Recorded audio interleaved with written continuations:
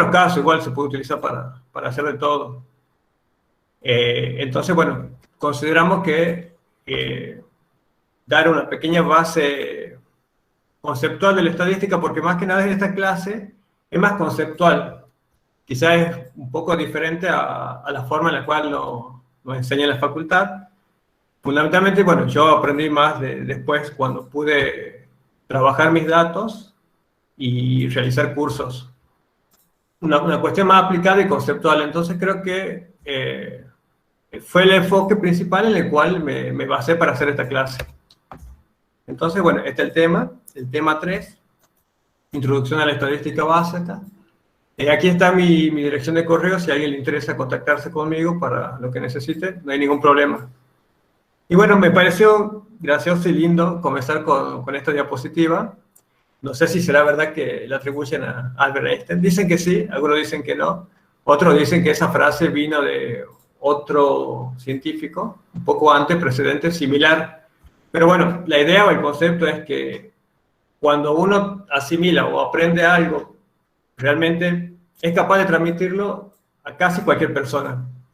Entonces, vamos a tratar de que en esta clase y en la clase que viene, bueno, y a lo largo del curso, les quede por lo menos lo básico para poder entender principalmente para ustedes mismos y, ¿por qué no, a sus colegas y a sus compañeros? Pero principalmente a uno mismo, porque en la medida que uno puede comprender y entender estas cosas, después las puede transmitir. Así que bueno, empezamos. La organización de la clase va a ser la siguiente. Primero, bueno, voy a definir y voy a dar lo que es el concepto de estadística, después lo que son la población y la muestra estadística, y los elementos. 3, los tipos de variables. 4, medidas descriptivas de una variable. Y 5, para terminar la clase de hoy, la clase teórica, los supuestos de normalidad. Y mañana vamos a utilizar todos estos conceptos para la siguiente clase, que sería las pruebas de hipótesis. Pero bueno, eso ya lo vamos a ver mañana. Bueno, comenzamos con el concepto de estadística. Cuando hablamos de estadística, ¿a qué nos referimos con estadística? Estadística proviene del latín, como muchísimas palabras que tenemos en la actualidad, que significa que tiene dos partes. Una que es status, que significa estado, y la otra icus, que es un sufijo que alude a algo que sea relativo. Entonces, cuando uno une las dos palabras, los dos vocablos latinos, lo que sería la traducción literal es relativo al estado. Entonces, ahí comenzamos a decir, ¿qué tiene que ver la estadística con algo relativo al estado? Entonces, ¿qué era o qué es relativo al estado? Y bueno, la base de la estadística comienza con lo que fue el Imperio Romano, como muchas otras grandes pilares de la sociedad actual. Y bueno, justamente el primer emperador romano que utilizó o aplicó lo que sería estadística fue el emperador Servio Tulio, aproximadamente en el 550 a.C., en donde organizaba cada 5 años lo que él llamaba los lustrum. De ahí viene que los periodos de 5 años se consideran lustro. Entonces, lo que hacía básicamente era, obligaba a toda la gente del imperio a ir hacia la sede donde estaba él y tomaba datos de esas personas. Entonces, anotaba cuántas personas constituían una familia, cuántas personas, qué rango etario tenían, a qué tipo poblacional pertenecía, si pertenecía a un grupo pobre, a un grupo medio o a un grupo con plata, si tenía capacidad o no para ser soldados. Y así comenzaron a llevar diferentes descriptores poblacionales que luego ellos utilizaban para diferentes motivos, principalmente para saber a quiénes le podían pedir más plata y de dónde podían tener más soldados. Entonces, vemos que en la actualidad no es muy diferente en lo que es la estructura censaria que es el que realizamos. Entonces, proviene de ahí la palabra estadística. Entonces, la estadística actualmente es considerado una ciencia que recolecta, analiza e interpreta la información que proviene de una población estadística. Aquí es importante mencionar la palabra población estadística para hacer una diferencia de lo que conocemos comúnmente como una población biológica. Si bien tiene conceptos parecidos, pero cuando hablamos de población estadística es otra cuestión que después lo desarrollamos. Bien, entonces podemos ver que en la actualidad la estadística es una ciencia que se encarga de recolectar, analizar e interpretar información, básicamente. Bien, podemos ver que los pilares de la ciencia, tanto las ciencias formales como la física, la matemática, las ciencias naturales, en donde estamos la mayoría de nosotros, las ciencias sociales, todas esas ciencias son atravesadas o son transversales a la estadística, es decir, las requieren a la estadística como una herramienta. Entonces vemos que la estadística es una ciencia, pero también es una herramienta, que es transversal a la mayoría de las ciencias actuales. Entonces, las grandes clasificaciones que podemos observar de la estadística son básicamente dos. Una que se encarga de describir y la otra de hacer inferencias. Entonces, dentro de la estadística descriptiva, tenemos, por ejemplo, cuando hacemos conformación de diferentes tipos de tablas, cuando observamos gráficos de todo tipo, o cuando utilizamos diferentes medidas de resumen. Y dentro de lo que sería la estadística inferencial, observamos que a partir de un segmento de la población de estudio, llamada muestra, uno puede hacer una inferencia sobre la población.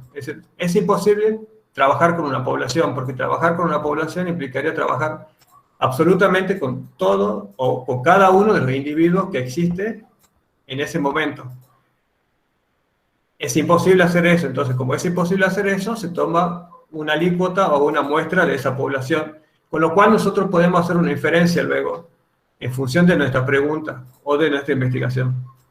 Entonces vemos que la estadística inferencial básicamente reúne diferentes herramientas para hacer inferencias a partir de una muestra sobre una población. Bueno, ya que estamos hablando de población y muestra estadística, pasamos a la segunda parte de la clase, los elementos. Entonces tenemos diferentes poblaciones, pero son poblaciones estadísticas en este caso porque son grupos o conjuntos de individuos o variables que particularmente nos interesan por un motivo, digamos, por una pregunta concreta. Cuando realizamos o cuando extraemos elementos de esa población, entonces por un lado estamos realizando lo que se llama un muestreo. Entonces a la población 1 realizamos un muestreo 1 y obtenemos una muestra 1. En la población 2, un muestreo 2 y obtenemos una muestra 2 y así con la población 3. Entonces acá vamos viendo los diferentes elementos de la población estadística. Y cada uno de los individuos que conforman estas poblaciones, o la muestra, es lo que se llama elemento de la población, o elemento muestral, precisamente. Ahora vamos a ver lo que son los tipos de variables. Si voy rápido o algo, me avisan, por favor. ¿Sí? Como dice Laura, por ahí uno habla a la computadora y no sabe bien. Tipo de variable. Entonces, la definición de variable es cualquier atributo que varíe en los elementos de una población estadística. Entonces tenemos nuestra población estadística y, por ejemplo, si queremos buscar un atributo que varíe, por ejemplo, podrá ser el color. Entonces vemos que tenemos elementos de color amarillo, azules, negros o rojos. Entonces, si uno ve solamente lo que es el color, observamos que tenemos los 4 niveles que describí recién. Entonces, este tipo de variable es lo que se llama una variable cualitativa. ¿Por qué? Porque no expresa una cantidad, sino que expresa una cualidad del elemento. Y normalmente las variables cualitativas pueden ser variables nominales, cuando expresan al atributo como tal, es decir, en este caso, el tipo de color. U ordinal, cuando se establece un sistema de organización o jerarquía. Por ejemplo, si dentro de la variable color yo la quiero ordenar por tipo de colores, si son cálido o frío, entonces ahí estoy ejerciendo un sistema de ordenación y la variable pasa a ser cualitativa ordinal. Entonces, también tenemos las variables que representan números. Por ejemplo, número de elementos. Entonces aquí tenemos 5 elementos de nuestra muestra. Esto es lo que se llama una variable cuantitativa, es decir, expresan cantidad. Y dentro de las variables que expresan cantidad, tenemos, por ejemplo, las que son las discretas, cuando trabajan o cuando utilizan números enteros. Y tenemos, por ejemplo, otro tipo de variables cuantitativas que son más continuas, es decir, se basan en números racionales, números decimales. La definición clásica de un número decimal es que entre dos números decimales continuos hay un infinito número de números entre ellos dos. Entonces, cuando trabajamos con una variable cuantitativa continua, básicamente son rangos, son números que son infinitos, si uno lo analiza a nivel decimal. Por ejemplo, el peso, el tamaño, no son enteros positivos. Después tenemos las variables que son binarias o dicotómicas, en la cual solamente admiten dos posibles estados, dos posibilidades de estado. Por ejemplo, en nuestra población, si a nosotros nos interesa ver la presencia de un punto rojo o de los elementos rojos, podemos observar que hay población o hay estados presentes y ausentes nada más. Bien, entonces, si nosotros consideramos la definición de variable como cualquier atributo que varíe en los elementos de una población estadística, por un lado, uno se puede decir, bueno, ¿qué es un dato? Y básicamente un dato es aquel valor que toma la variable. Y bueno, como dije recién, en base a la definición de variable, según ustedes, la forma en este caso, en este ejemplo, ¿sería una variable o no? ¿Alguien se pone la respuesta? Teniendo la definición de variable arriba. En este caso no, porque todos los elementos tienen la misma forma. Bien, entonces, muy bien, Rodrigo.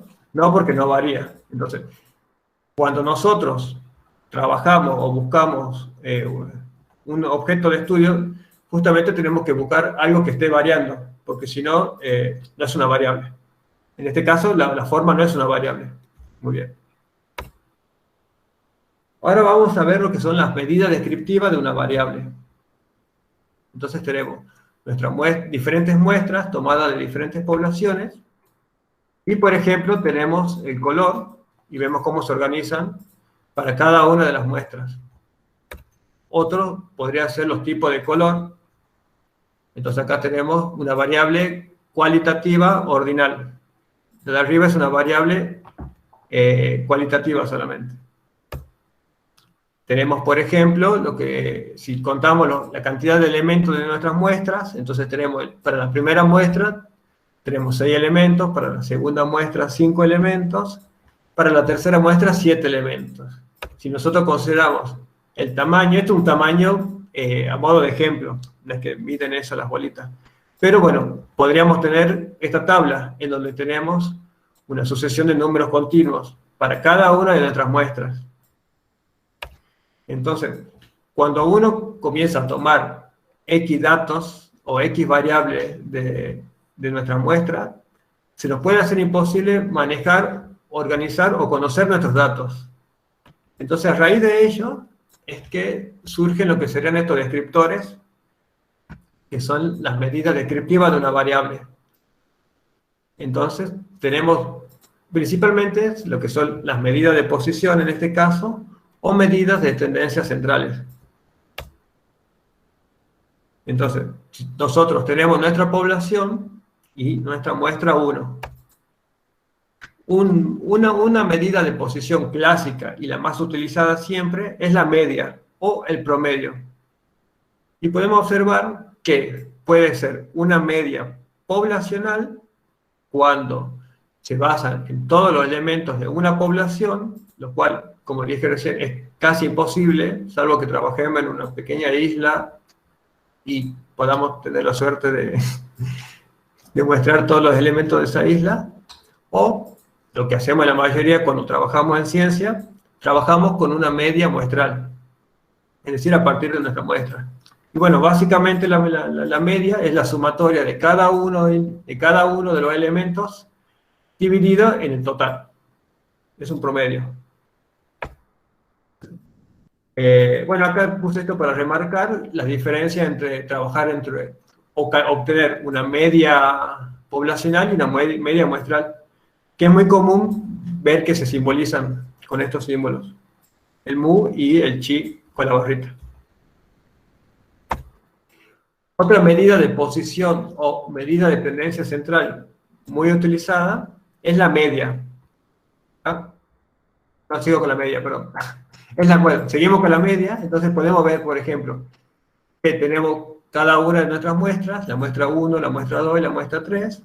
Entonces, para nuestras variables numéricas, obtenemos el valor del promedio, básicamente. Entonces, eso a nosotros nos permite tener idea o una forma de conocer cómo se está comportando el valor central con respecto a esa variable dentro de nuestra muestra. Ahora sí, otra medida que se utiliza como descriptor de tendencia central es la mediana. A mí, sobre todo cuando estudiaba, a veces me confundía estos conceptos porque al pronunciarlo, al menos, son parecidos. Pero ya van a ver la sutileza que cada uno tiene. La media es el promedio, pero la mediana involucra otra cuestión, que sería un valor en nuestro set de datos que es mayor, acabo de ver, es mayor que el 50% más pequeño, pero es menor que el 50% más grande. Entonces acá lo tenemos simbolizado de esta forma, digamos. Entonces es un valor, acá con la línea punteada, mayor que el 50% más chico, pero menor que el 50% más grande. ¿Qué sería esto? Es una medida con esta fórmula, digamos, que es el número de individuos más 1 sobre 2, nosotros podemos tener un aproximado, o podemos saber en qué posición se encuentra ese valor de la media, de la mediana. Entonces, vamos a ver acá, volviendo a nuestro ejemplo de la muestra 1, que tenemos nuestro set de datos, de números, cuántos elementos hay en esta población, o del tamaño. Y si queremos calcular cuál es el valor de la mediana, entonces lo que tenemos que hacer es sumar número de elementos más 1 sobre 2. Entonces acá nos dice 7 más 1, 8, sobre 2, 4. Entonces este 4 nos está diciendo que la mediana se encuentra en la cuarta posición. No es el 4, es la cuarta posición. Entonces, cuando yo me fijo qué número está en la cuarta posición, vemos que en este caso el valor de la mediana para este set de datos es 4. Por ejemplo, para el tamaño, me fijo cuál es el que está en la cuarta posición y vemos que es 2,23. Entonces, así podemos conocer cuál es el número mediano en nuestro set de datos.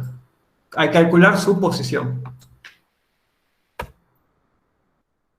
Y dentro de la gama de la mediana, se desprende lo que son los cuartilos. Este concepto uno lo escucha, lo va escuchando de muchas formas, pero a veces no lo tiene muy en claro. Entonces, por ejemplo, un cuartil es un valor que toma la variable, pero que supera cierto porcentaje, como vimos en la mediana. Entonces, ahí tenemos los valores del primer cuartil, lo que sería el Q1. Entonces vemos que el primer cuartil, o el valor del primer cuartil, es un valor que es mayor al 25% más pequeño, pero es menor al 75% más grande. Está justo ahí. Después tenemos lo que es el cuartil 2, que prácticamente es la mediana. Es un valor que es mayor al 50% más pequeño, pero es menor al 50% más grande. Y después tenemos lo que es el cuartil 3, o Q3, que sería un valor que es mayor al 75% más pequeño, pero es menor al 25% más grande. Entonces, los cuartilos también pueden ser considerados dentro del grupo de los descriptores de posición en un set de datos. Después tenemos los percentiles, que son valores que toma la variable, pero con un porcentaje en particular, en el cual uno mismo lo define. Entonces yo ahí puedo definir si a mí me interesa un percentil del 5%, del 80% o del 70%. Por ejemplo, yo quiero calcular o quiero ver un percentil del 0,5. Entonces es calcular un valor que es mayor al 5% más pequeño, pero menor al 95% más grande. O puedo definir un percentil 97, que sería al revés. Sería un valor que es mayor al 97% más pequeño, pero es menor al 3% más grande. Y bueno, ahora vamos a hablar lo que es la moda. Digo, la media, la mediana y la moda. ¿Alguno sabe lo que es la moda? A ver, pregunta de examen. Tiene una serie de datos de valor más pequeño o más frecuencia. Algo así. Yo lo conocí por esa película, La Moda, principalmente. Y justamente el término moda, como voy a decir, es el valor más frecuente, es lo que está más impuesto o es lo que más se observa, en el caso puntual de la moda por ropa. Entonces, vamos a ver qué es lo que implica eso. Antes de decir valor más frecuente, bueno, como ustedes saben, la frecuencia se define como cantidad o número de veces en la cual un determinado evento ocurre en relación a un tiempo. Entonces, por ejemplo, acá, si vemos que hay la pelota de básquet entra 3 veces en 2 minutos, la frecuencia sería 1,5 dobles por minuto. Entonces, es cantidad de veces que se observa un determinado evento o un determinado parámetro en este caso. Tenemos dos tipos de frecuencia principalmente, lo que sería la frecuencia absoluta y la frecuencia relativa o porcentual. La frecuencia absoluta básicamente implica sumar cuántas veces vemos u observamos los datos, mientras que la frecuencia relativa es lo mismo, pero implica una relación en función de un total o de un porcentaje. Ahora lo mostramos acá. Entonces, por ejemplo, volviendo a nuestro ejemplo de la muestra 1, si tomamos su valor de tamaño hipotético, entonces podemos ver que si tomamos la frecuencia absoluta, el valor 1,52 se repite 2 veces. El valor 2,23 se repite 3 veces. Y el valor 3,45 se repite 2 veces. Entonces, esto sería la frecuencia absoluta. Y la frecuencia relativa sería cuántas veces aparece en relación al total. Y entonces son números que varían de 0 a 1 y, digamos, la relación sería esta, 0,28, 0,44, 0,28.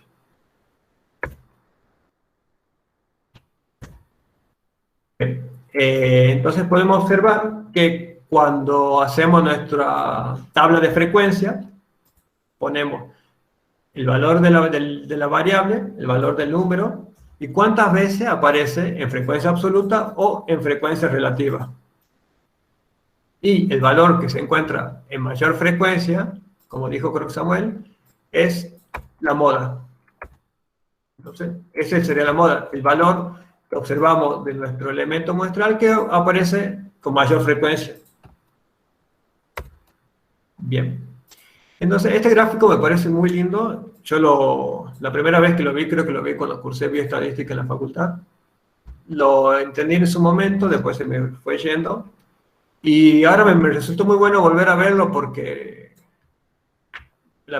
bueno, lo veo mucho más claro y creo que resume bastante esta primera parte que estuve hablando, en donde tenemos una determinada distribución y vemos que en esa distribución de números el valor hipotético de la media, que sería el promedio, estaría acá. Sin embargo, vemos que no necesariamente tiene correspondencia con la mediana. ¿Por qué? Porque esta mediana es un número que es mayor a este 50% más pequeño, pero menor a este 50% más grande. Y a su vez, vemos que la moda representa el pico de la distribución, o sea, el valor más frecuente. Puede pasar cualquier combinación. Puede pasar que la media y la moda, y la media y la mediana estén relativamente cerca, o la moda, pero no necesariamente es así. Clásicamente, y en la mayoría de los trabajos, siempre trabajamos nosotros con la media. Sin embargo, dependiendo de los tipos de trabajo, dependiendo de los tipos de análisis, a veces es mejor analizar lo que sería la mediana o la moda. A mí me pasó en un trabajo donde tuve que analizar la mediana, justamente. Bien, entonces, como le decía, entonces tenemos el promedio, la mediana y el valor más frecuente, como medida de posición o medidas de tendencias centrales. Bien, ahora vamos al otro extremo. Hasta ahora hablé de todos los valores descriptores que nos posicionaban al centro de nuestro set de datos. Ahora queremos ver cómo se alejan los valores en relación a ese centro. Entonces, de ahí se desarrolla lo que serían las medidas de dispersión. Pero antes de hablar de una medida de dispersión, como le decía recién, una pregunta puede ser, ¿a qué nos referimos exactamente cuando hablamos de dispersión? A ver, ¿a qué se le ocurre cuando habla de decir dispersión? ¿Alguien? ¿Qué opine? ¿Qué piensa lo que es la dispersión? Puede ser qué tan separados están los datos. Perfecto. Y cuando vos hablas de separado, ¿por qué sabes que algo está separado o está lejos? Porque, bueno, puede ser que se alejen de la media. Claro, entonces, mirá qué interesante porque ahí está relacionando que hay un dato que está lejos de otra cosa. Entonces, hay dos elementos. Por un lado, una distancia y por el otro lado, un sistema de referencia central. Entonces, por ejemplo, cuando nosotros hablamos de dispersión, somos biólogos, o sea, a veces me viene, lo primero que se me viene un diente de león, como habla. Y me pareció un lindo ejemplo para mostrar lo que le estoy diciendo, porque cuando hablamos de dispersiones de semilla o dispersión de lo que sea, observamos que tenemos, por un lado, un punto central, que sería, como vos dijiste, un valor como la media.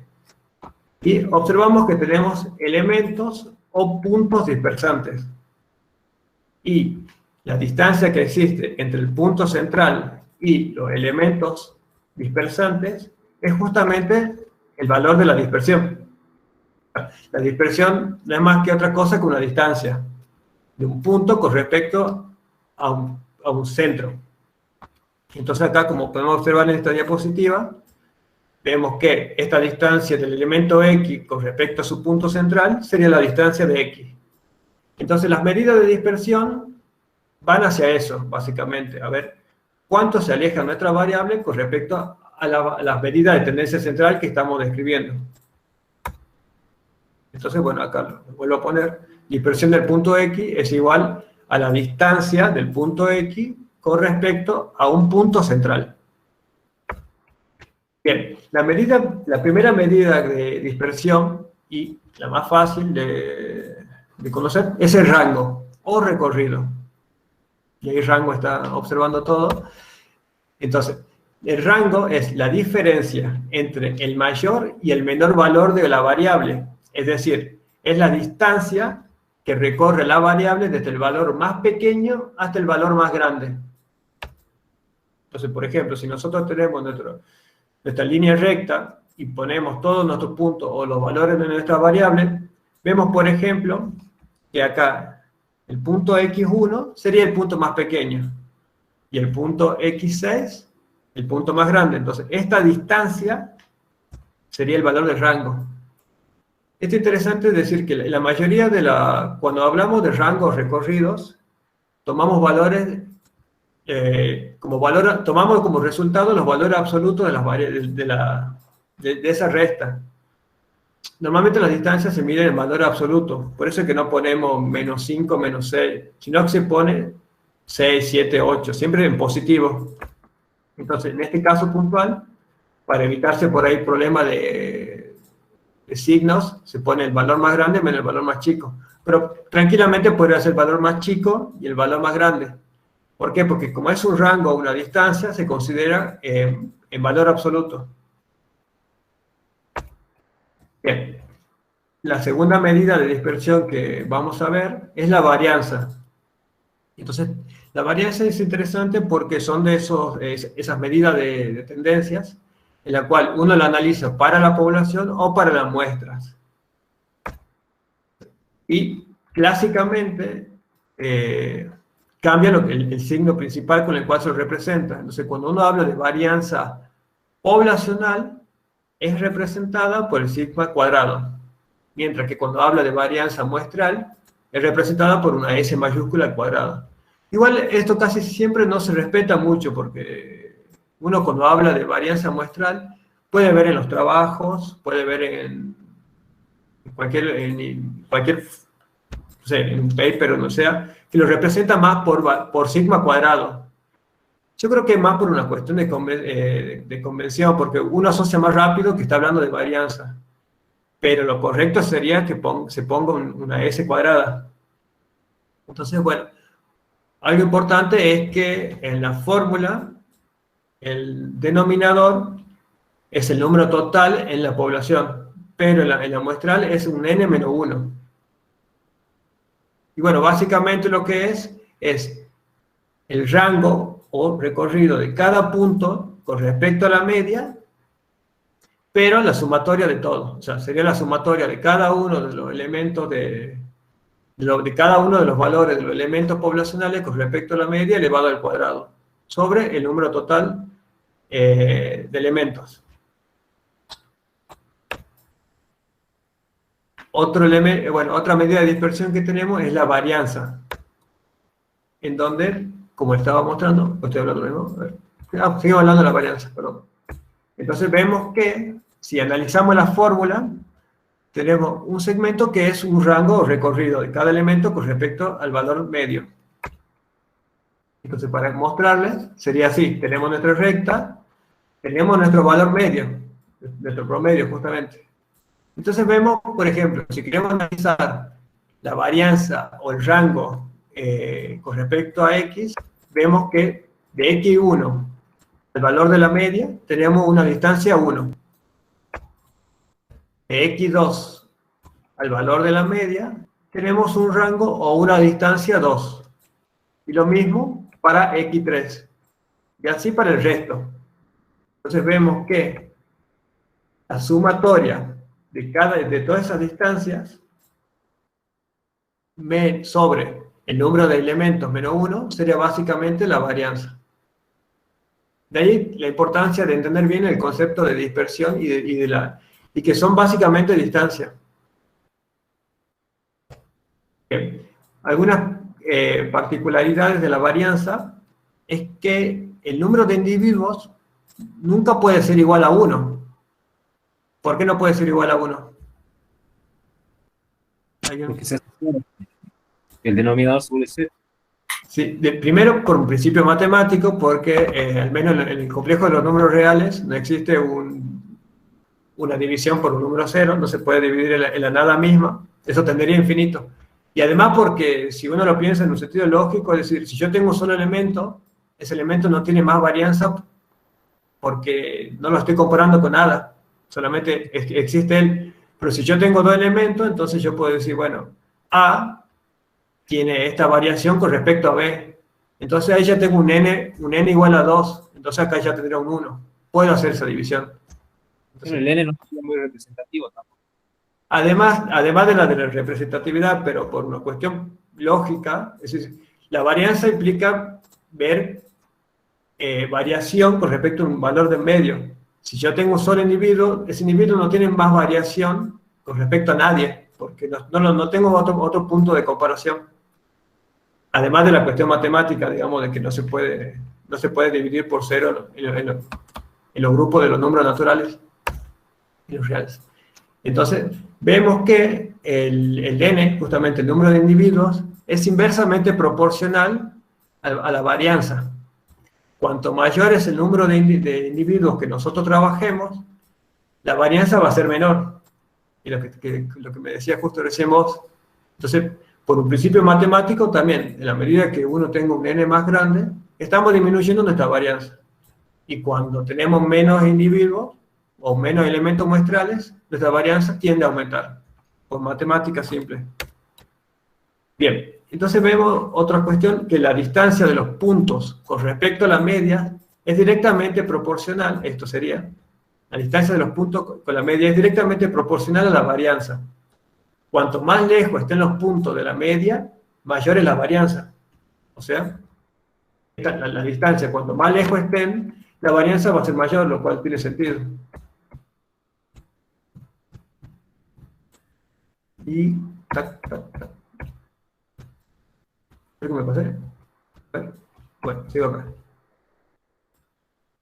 Bien, acá. Ahora vamos a ver lo que es el desvío estándar. El desvío estándar es otro parámetro de dispersión, que es básicamente la raíz cuadrada de la varianza. Entonces, cuando yo a mi varianza le saco el elemento cuadrático, se transforma en lo que es el desvío estándar. Y tenemos desvíos estándar poblacionales y desvío estándar muestral. Entonces estamos viendo que nos sirve para saber cuán lejos está nuestra variable con respecto a la media. No tiene mucho más desarrollo que eso. Otro elemento que tenemos nosotros acá es, dentro del grupo de las medidas de dispersión, es el error estándar. El error estándar a veces es un poco subestimado, pero es muy interesante porque nos permite tener un intervalo de confianza para saber a dónde está nuestra media, básicamente. Y no hay alguien que diga que la media está en los zapatos, pero era el chiste fácil. Bueno, cuando nosotros tenemos diferentes elementos de nuestra población, como diferentes muestras, podemos ver que la muestra 1 tiene su valor de la media. La muestra 2 tiene su valor de media, y así. Tiene valor de media y su valor de varianza. Pero no necesariamente tienen que ser iguales. Muchas veces nos pasa que no son iguales, a pesar de que vengan de la misma población. Entonces, una pregunta que nosotros nos podemos hacer, y cualquier investigador se hace, ¿cuál es el valor real o cuál es el valor de la media poblacional? Si cada vez que yo voy al campo y saco una muestra, observo que hay más variaciones y hay diferentes valores de medio.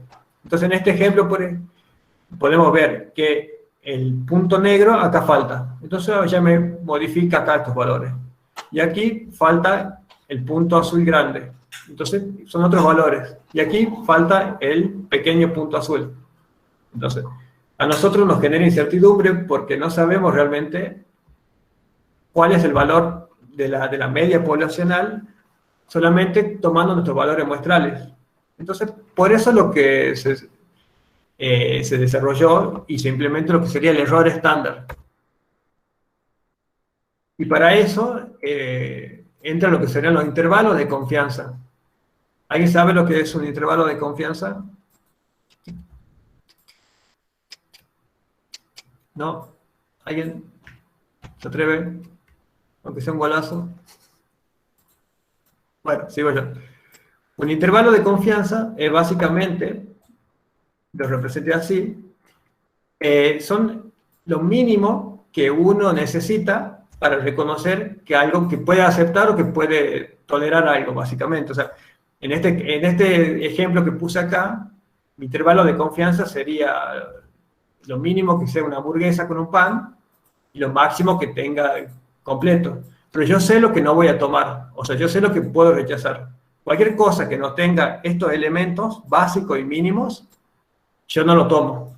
Entonces, un intervalo de confianza es un intervalo en el cual aumenta la probabilidad de aceptación de un grupo de elementos y cualquier cosa que no entre dentro de este rango de aceptación, yo no lo considero y no lo tomo.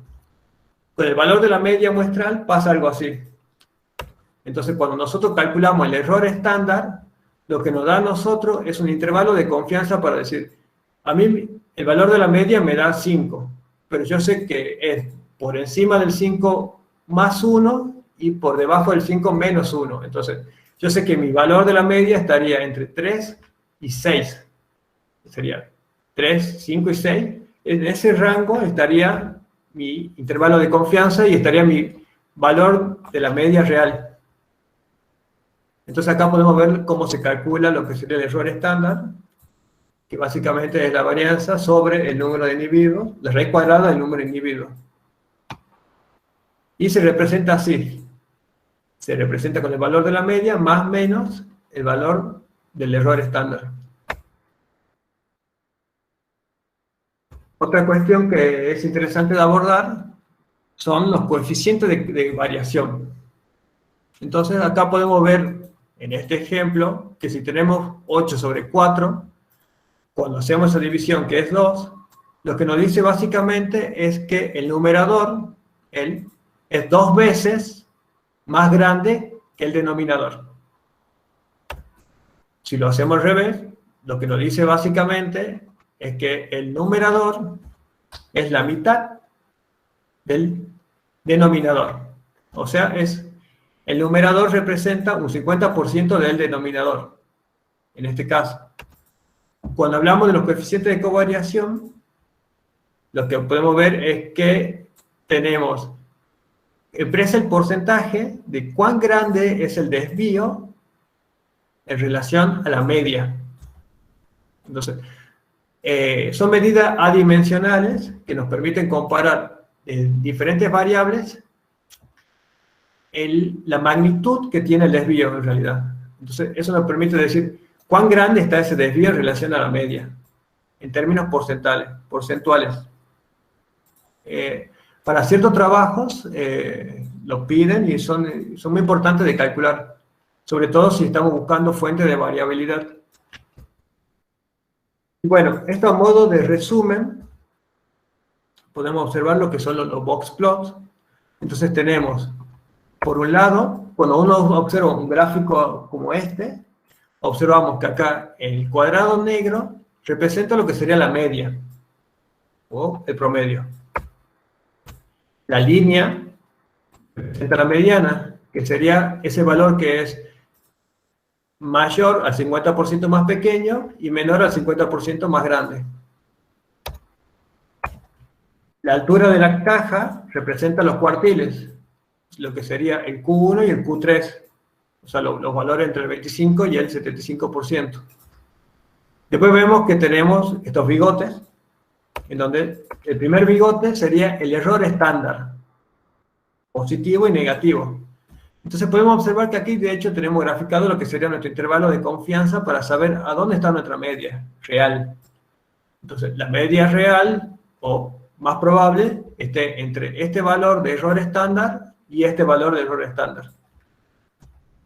Y finalmente, hacia la parte más externa, tenemos lo que sería el desvío estándar, en un sentido más y menos, digamos, en sentido positivo y sentido negativo. Normalmente cuando uno hace comparación de media y entre diferentes análisis, se comparan los valores de la media.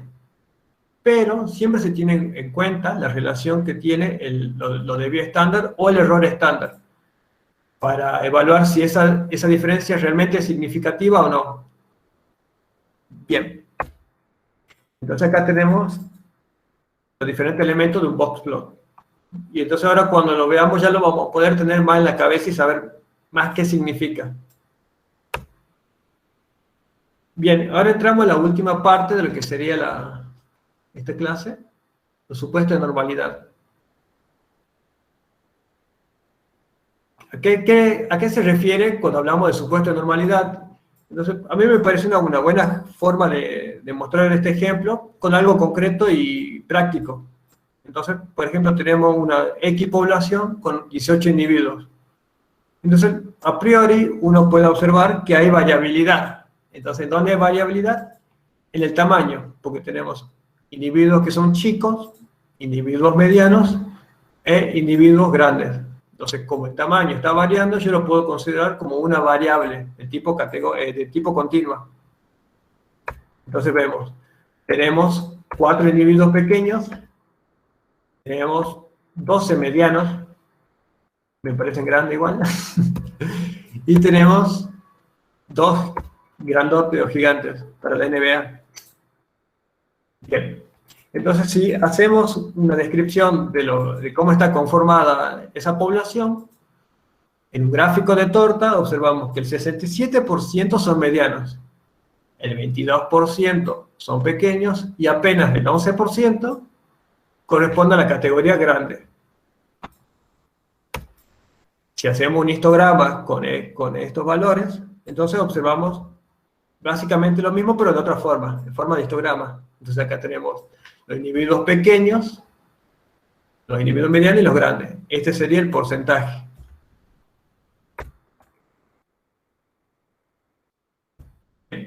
Acá vemos, por ejemplo, que trazamos una línea que recorre este histograma. Entonces, esta línea que recorre un histograma es lo que comúnmente se asocia con una forma de campana. Con variaciones, siempre, obviamente.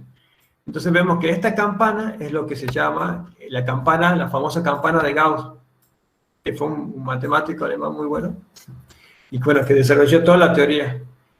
Entonces, todo valor o toda serie de datos cuya distribución de frecuencia se ajusta a esta forma acampanada, se llama o se considera que son datos normales. Acá recuerden que son frecuencias. Entonces, eso es lo que se llama o se considera una distribución normal.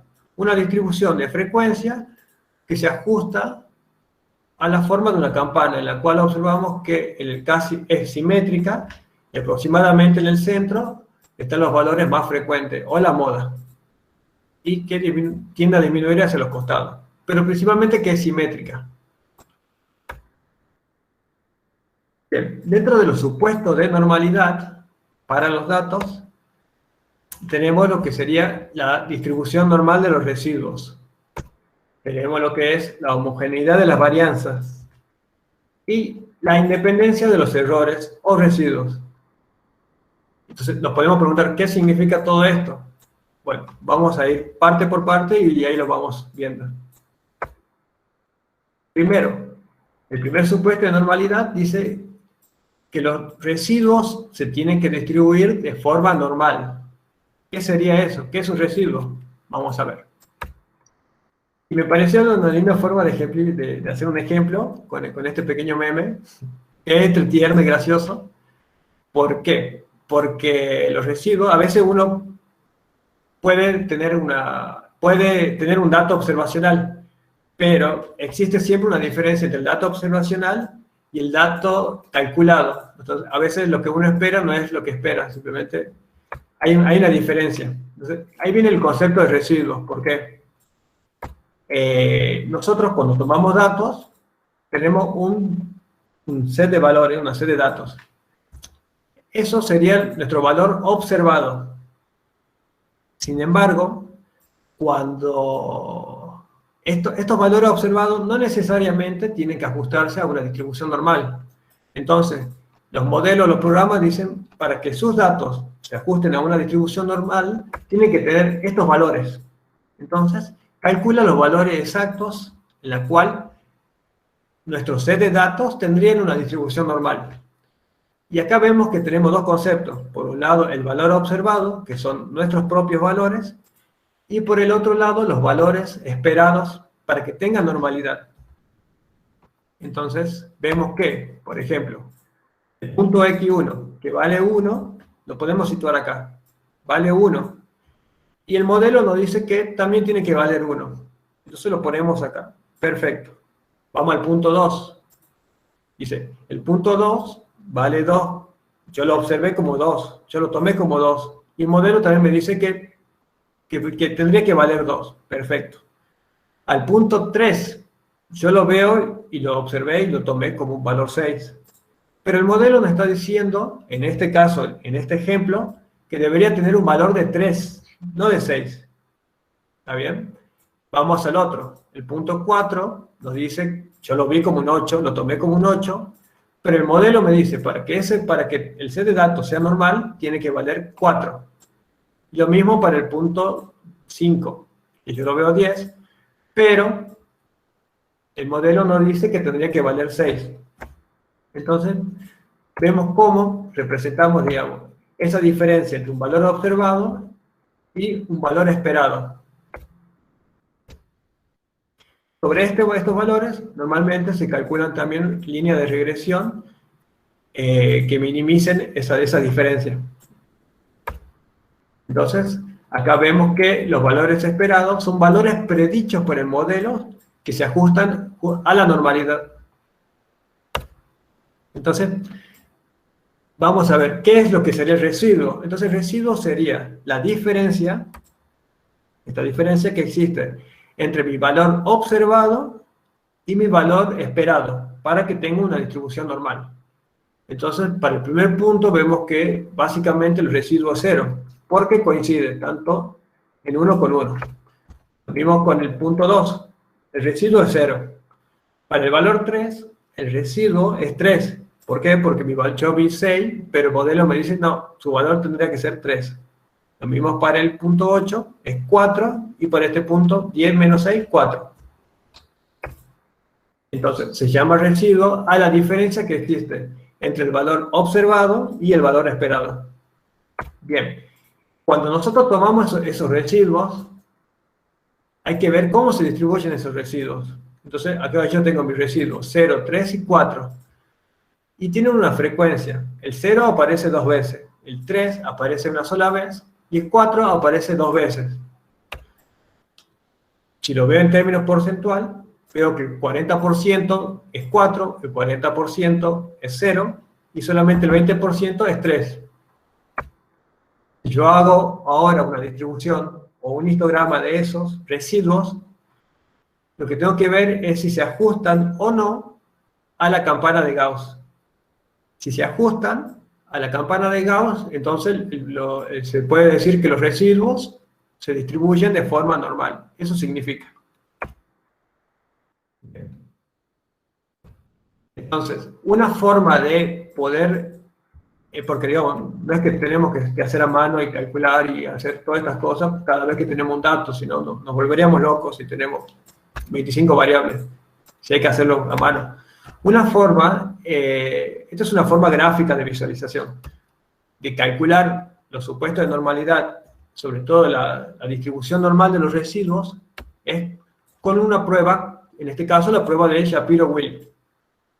Shapiro-Wilk es una prueba que asume, a priori, que la muestra proviene de una población normal. Entonces dice, cualquier cosa que vos me des, yo sé que es normal. Entonces, esa es la hipótesis nula de Shapiro. Mañana vamos a ver los contrastes de hipótesis y vamos a entrar bien lo que son todos los tipos de hipótesis y qué significan. Pero bueno, acá es simplemente para hacer la introducción. Volviendo al tema, Shapiro dice, cualquier cosa que vos me des, yo pienso que es normal.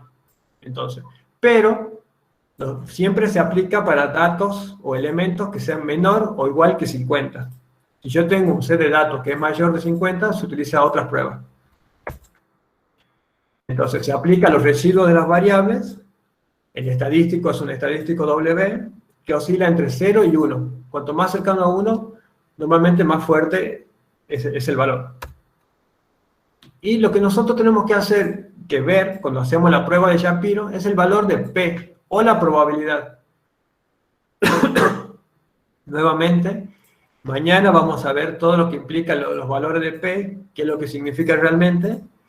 Pero bueno, ahora también lo menciono, lo voy a explicar acá, pero mañana lo voy a desarrollar mucho más. Entonces, cuando hacemos una prueba de Shapiro, lo que podemos ver, lo que tenemos que ver es, por un lado, el valor de W, y por otro lado, el valor de P, o probabilidad, que debe ser siempre mayor a 0,05. Mañana explico por qué bien. Entonces, si hacemos una prueba de Shapiro sobre una variable, y vemos que el valor de P es 0,02, de base vemos que el valor de P es menor. Y lo que está diciendo es que tenemos un 2% de probabilidad de que la población tenga una distribución normal. O sea, es muy poco probable que esa muestra provenga de una distribución normal, es lo que me dice. Entonces, yo puedo asumir que no es normal. Viene a eso la cuestión. Si mi valor de P es un 0,25 en este caso, lo que me dice es que yo tengo un 25% de probabilidad de que la población, de que esa muestra provenga de una población normal. Entonces, yo digo, bueno, es un porcentaje mucho más alto, entonces yo lo voy a tomar como que sí. mi muestra viene de una población, los residuos de esa muestra provienen de una población normal. Igual acá, si el valor de P es 0,60 o 0,6, lo que nos está diciendo es que tenemos un 60% de probabilidad de que la población tenga una distribución normal. Y por ende, nuestro dato sería normal. Entonces, para resumir, lo que hacemos con la prueba de Shapiro es aplicarla y vemos básicamente el estadístico W, los valores que tienen y el valor de P. Y si el valor de P es pequeño, es muy probable de que los datos no se ajusten o no provengan de una distribución normal. Si el valor de P es mayor de 0,05 y cuanto más grande es, lo que nos está diciendo es que provienen de una distribución normal.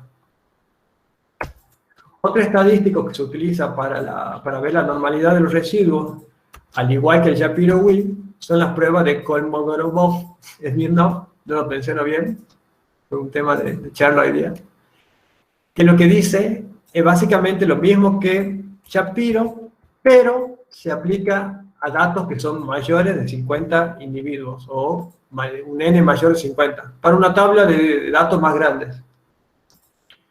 Otra diferencia que tiene con Shapiro es que a priori asume que la media y el desvío son conocidos. Eso es importante, ¿por qué? Porque él dice, yo ya conozco la media y ya conozco el desvío, entonces yo puedo trabajar con tus datos y fijarme si es o no es normal. Y también tenemos lo que sería la prueba de Lilliefors, que es igual que el Kolmogorov, pero no asume que la media y el desvío son conocidos. Es para datos que son mayores de 50. A mí en lo personal, yo creo que prefiero la prueba de Lilliefors. ¿Por qué? Porque ya de base no hace una asunción. No dice yo conozco ya la media y el desvío. Entonces eso le permite a los modelos y a los análisis darle ser más imparciales y ser más precisos con los análisis. En el práctico, entre las cosas que vamos a hacer, vamos a comparar con Kolmogorov y Lilliefors, y bueno, ahí vamos a ver. Entonces, bueno, estas tres pruebas, sirven para ver la distribución normal de los residuos, que sería el primer supuesto de normalidad. Ahora vamos al segundo supuesto de normalidad. El segundo supuesto de normalidad dice que la varianza entre grupos de variables, si es normal, tiene que ser homogénea. Básicamente lo que dice es que la variación o la varianza en este caso son similares entre diferentes grupos de variables. Para eso tenemos lo que sería la prueba de Leven, que es una prueba de homogeneidad de varianza. Y lo que hace básicamente tiene un supuesto de que no existen diferencias en la varianza. Y la diferencia con respecto a los otros análisis es que aquí ya trabaja con residuos absolutos, no residuos, no los residuos que hemos calculado acá, sino que son absolutos, es decir, trabaja con el valor absoluto, no se fija en el signo. Y al igual que en las otras pruebas, el valor de probabilidad tiene que ser mayor a 0,05. Y es básicamente igual, lo que dice, si el valor de P es menor de 0,02, tenemos un 2% de probabilidad de que las varianzas sean similares. Entonces, es muy poco probable que las varianzas sean similares cuando el valor de P es pequeño. Pero a medida que el valor de P aumenta, lo que nos está diciendo es que es más probable que la varianza entre variables sean similares o que haya correlaciones de varianza. Bien. El tercer supuesto de normalidad es la independencia de los residuos. Entonces, cuando nosotros calculamos y obtenemos los residuos, normalmente se espera que los residuos no tengan ninguna relación con lo que sería el orden de nuestros datos. ¿Por qué? Porque cuando uno calcula los residuos, justamente está eliminando ese efecto. Entonces, esto más que nada es una forma gráfica, que se hace básicamente obteniendo los valores de los residuos y cotejándolos versus nuestros datos originales. Y normalmente lo que tiene que salir es una línea continua, una línea constante, donde dice no existe una pendiente, no existe una relación. Entonces, sus errores o los residuos son independientes de la toma de datos originales. Ese sería el tercer supuesto de normalidad y una forma gráfica de explorarlo. Entonces, cuando yo tomo mis datos en el campo, en el laboratorio, o hago encuesta o veo mis muestras, tengo mis planillas, antes de hacer cada análisis, es recomendable y es necesario hacer lo que se llaman exploración de los supuestos de normalidad. ¿Por qué? Porque en función de que sean normales o no, uno tiene o decide qué tipo de análisis hacer. Eso es muy importante y no siempre se hace, pero se debería hacer. Conozco casos y pasa que a veces se reciben los datos sin hacer exploración de los supuestos de normalidad, se aplica en análisis para datos normales y los datos no son normales. Entonces ahí ya está introduciendo errores y se obtienen patrones que no corresponden. Bien, entonces, ¿qué podemos hacer si nuestros datos no son normales? Porque la verdad uno dice, bueno, la vida es como es y la mayoría de las veces no tenemos lo que queremos en el sentido de que idealmente siempre queremos de que nuestros datos se ajusten a una normalidad, porque es más fácil trabajarlo desde un cierto punto de vista. Pero sobre todo en datos ecológicos o diferentes tipos de datos, casi nunca o muy poco probable, datos comportamentales menos, los datos son normales. Sin embargo, bueno, existen diferentes herramientas que nos permiten sortear esos inconvenientes. Una de ellas es lo que sería la transformación de las variables. Que sería, ¿alguien me habla? ¿Dice algo? No, es que una de las transformaciones se aplica a logaritmos. Sí, es justamente uno transforma la variable, no estamos cambiando ni estamos modificando las variables, simplemente lo estamos expresando en otra escala, como dice ahí, para poder analizarla. A veces sucede que tenemos datos que son muy dispersos. Por ejemplo, si yo analizo el tamaño en mamíferos y mido una musaraña que mide 5 centímetros y mido una ballena azul que mide 50 metros, cuando yo hago un ploteo, vemos que entre la musaraña y la ballena hay un infinito espacio de números continuos porque es imposible que estén cerca. Entonces, eso genera sobredispersión de datos, que es lo que se llama. Es una forma de acercar o achicar esa distancia es, por ejemplo, transformando variables. Una transformación clásica es el logaritmo. Entonces, cuando yo aplico el logaritmo, normalmente los valores del logaritmo oscilan entre 0 y máximo 2, dependiendo de los valores. Entonces, yo puedo tener en el mismo gráfico el valor de la musaraña, puede haber más de 2, pero bueno, tienen que ser valores muy grandes. Puedo tener en el mismo gráfico el punto de la musaraña acá y el valor de la ballena azul acá, en un espacio relativamente cercano. Y eso me normaliza justamente los datos. Bueno, volviendo a la charla, entonces, como decía, ¿cómo? ¿Eso le quitaría seriedad a mi trabajo o no?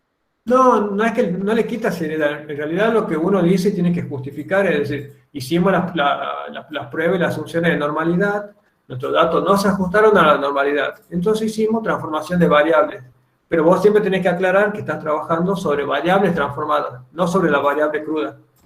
Porque la verdad, no es lo mismo decir, tengo el logaritmo del tamaño, que decir, tengo el tamaño, en este caso, de las ballenas.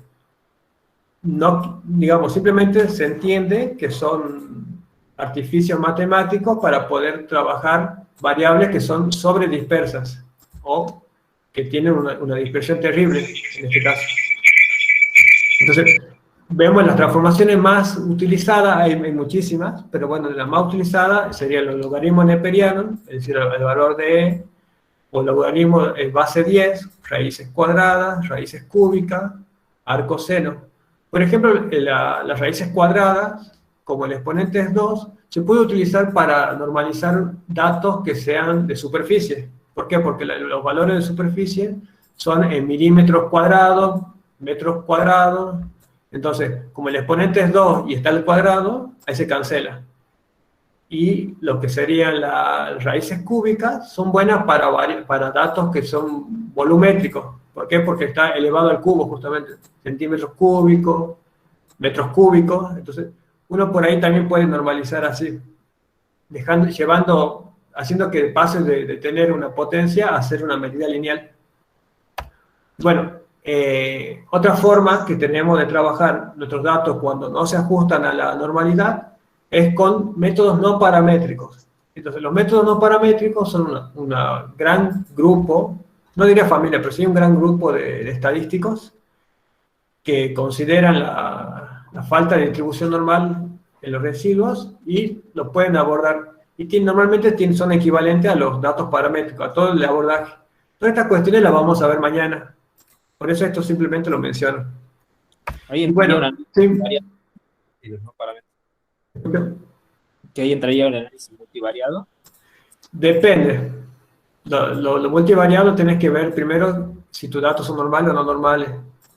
No necesariamente. Hay multivariados para normales y hay multivariados para datos no paramétricos.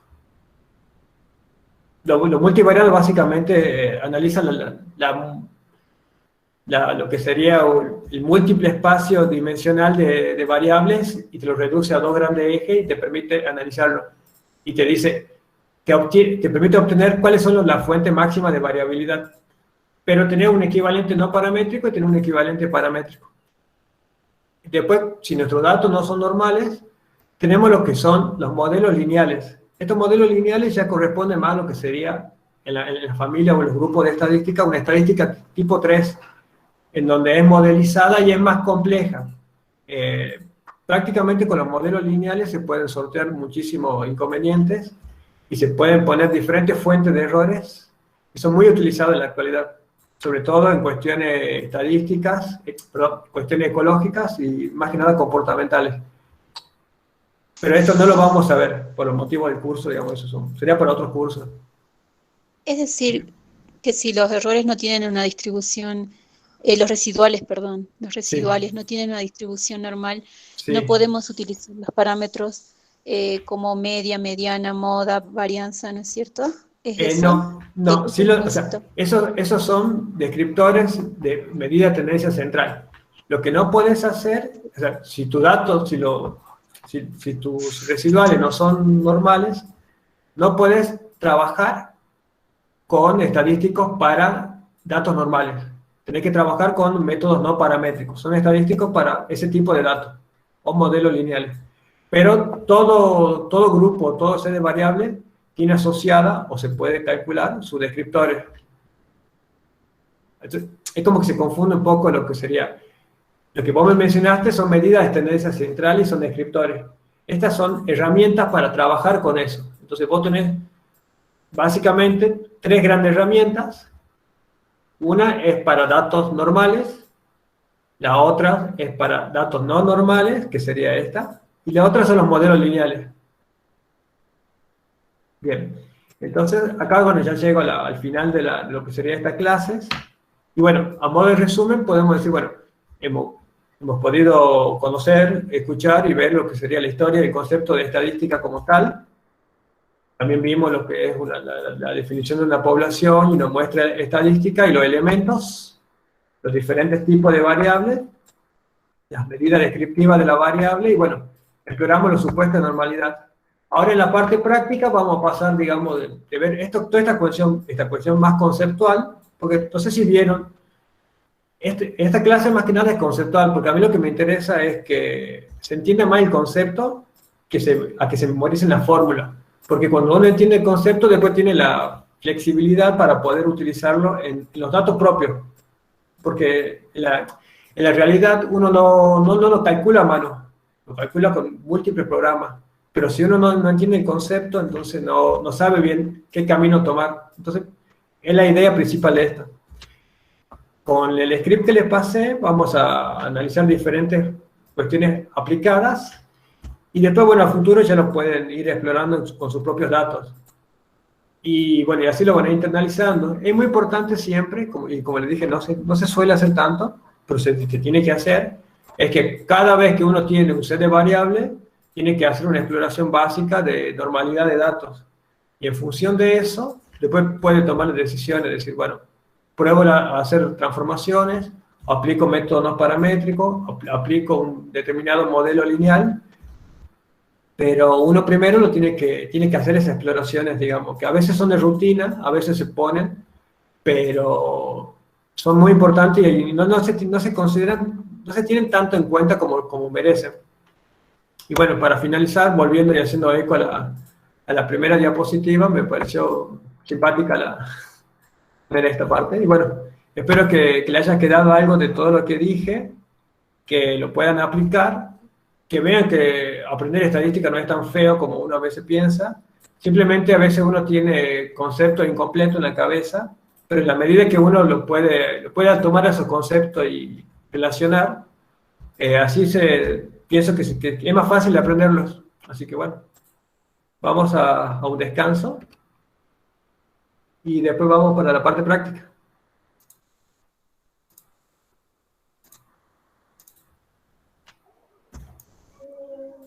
Meta Mario, ¿cuánto tiempo entonces de receso le damos recién? Son las 5:24. Ponele 10 minutos, 15. ¿Cómo están? No sé qué opina el público, si está despierto o dormido. Ah, Carla, sí, profe, a mí me ¿está quedó contenta porque nos una única vamos? duda. Sí, Profe, me quedó una sola duda. sí, ¿Puede haber en alguna ocasión en donde el error estándar sí. sea igual a la desviación estándar? En Normalmente donde, lo que como yo que vi, cuando no. colocábamos el más menos. Normalmente no, y no debería. Si tu error estándar es igual a la desviación, tenés unos datos que son muy dispares. Es como que estás comparando casi perros con gatos. Entonces, hay que ver qué está fallando ahí. Capaz que tenés un bajo elemento, un bajo número de individuos muestrados. Quizás justo tomate los individuos más raros de la población. Entonces, ahí uno tiene que hacer una exploración de datos también visual y ver cuáles son los elementos que más se alejan. En general, el error estándar no tiene que estar a la par del desvío estándar. Y si está es porque hay un elemento muy extraño que está llevando toda la variación hacia ese punto. Y es como que realmente, literalmente, capaz de tener un perro y un gato y pensar que es lo mismo. Y eso te genera una sobredispersión de los datos. Entonces, fíjate siempre si el desvío estándar en general tiene que ser menor que el error estándar con respecto a la Se media. entendió. Muchas gracias, muy interesante. Muchas gracias. No, de nada. Bueno, espero les haya gustado y nos vemos en 15 minutos.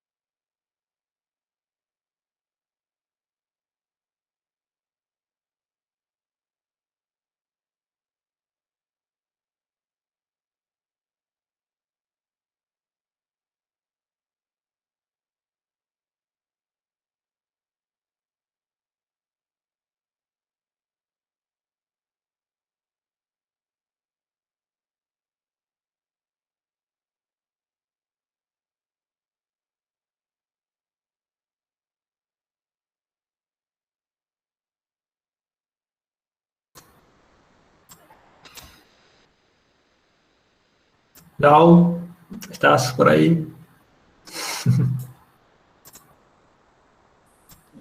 Sí, acá estoy. Mira. Te invoco en nombre de la estadística IR. Ah. ¿Querés que enseguida comenzamos con la parte que te quedó? Bueno, como les parezca. Dale, Yo preguntamos a digo, los por chicos el cuando estén. tiempo, me da cosa como quitarte tiempo para sacar, para hablar. No, no hay problema, Si si vos no preferís. lo voy ajustando. En todo caso, lo puedo ajustar mañana también con la segunda parte. Ya lo acomodamos, pero Bueno, podemos dale, hacer dale. así, de ir ajustando lo que quede pendiente. Lo que quede pendiente. Lau, Dale. se te escucha un poquito bajo, capaz que le tenés que subir el volumen a tu micrófono. Ah, Pero te mira, escucha ¿sabés bien, qué? pero te escucha bajo. A ver, ahí busco otros porque este me los acaba de chupetear la Clemen y creo que están dejando de funcionar. Porque ya Dale una de parte comer, no pobrecita. funciona. Sí, Puede che, ser por sí. eso que no se escucha bien, pues deben tener baba. La bebé. Sí, arriba, a full. Bueno, ahí me busco otros y ya ven. Dale. Se Cualquier escucha Dale, cosita, dale. bien, si no conseguís, avanzamos con eso. pero se te escucha un poquitín bajo. Ah, bueno, bueno. Busco uno por si acaso y bueno, si no, con este hablo un poco más fuerte. Solo darle volumen por la duda a la compu.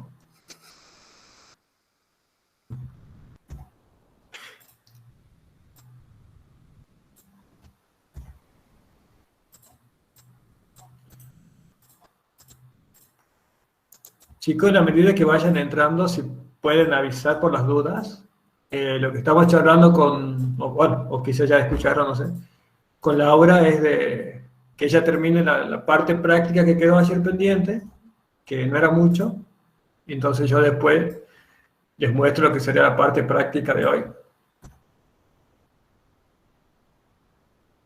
Listo. Dale, Sofía.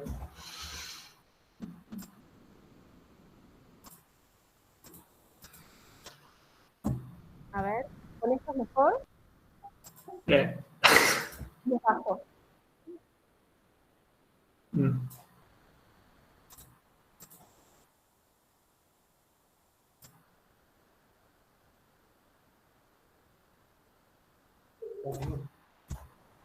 Pero que hablar con ella.